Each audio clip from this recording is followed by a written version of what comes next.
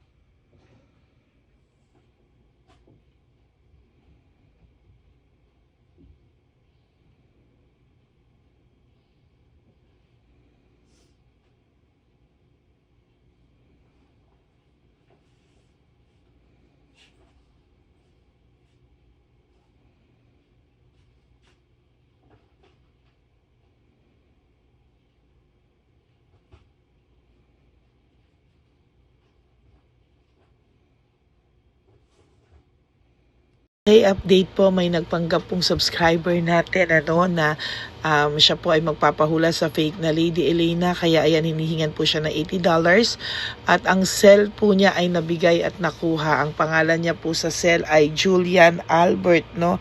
Siya po ay may cell account din, kaya mag-iingat po kayo.